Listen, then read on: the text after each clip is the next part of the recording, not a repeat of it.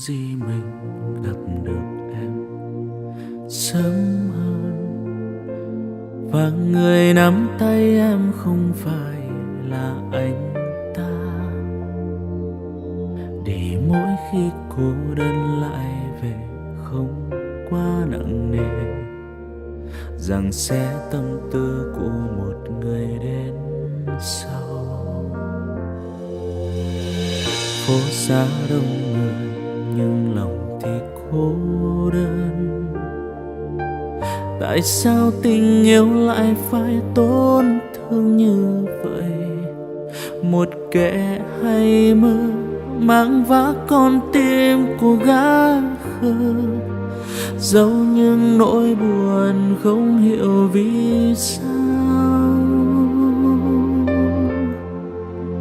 Buồn lắm em ơi, anh trách than ai bây giờ? Cớ sao ông tơ lại sẽ nhầm duyên em với ai, nỡ bỏ anh lại giữa muôn vạn người, phải tự loay hoay đi tìm nhau chốn nhân duyên. Buồn lắm em ơi, anh xót thương cho phận mình. Cớ sao yêu em mà anh lại là người đến sau? Anh biết anh sai vậy mà con tim vẫn đi sai đường. Có lẽ chuyện tình mình chỉ đến thế thôi.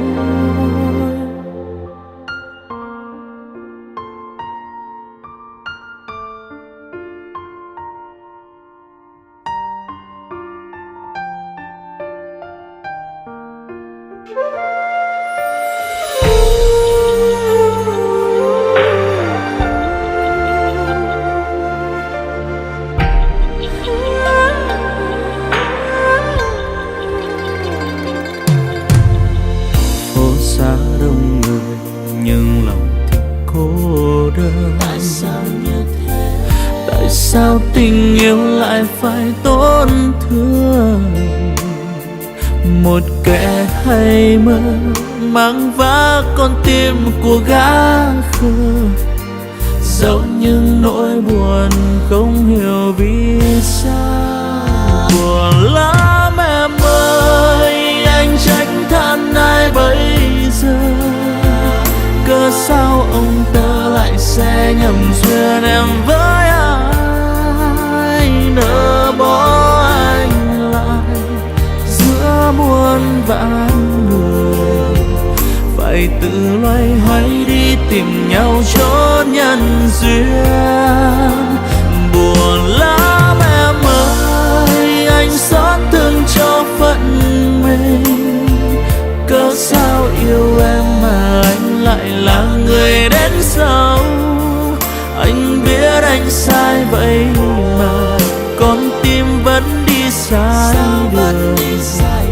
Có lẽ chuyện tình mình chỉ đến thế thôi. Buồn lắm em ơi, buồn lắm em ơi, anh biết trách ai bây giờ? Nỡ bỏ anh lại giữa muôn vạn người, phải tự loay hoay đi tìm nhau chốn nhân duyên. Buồn lắm em ơi, anh xót thương cho phận mình. Cớ sao yêu em mà anh lại là người đến sau? Anh biết anh sai vậy mà con tim vẫn đi sai đường.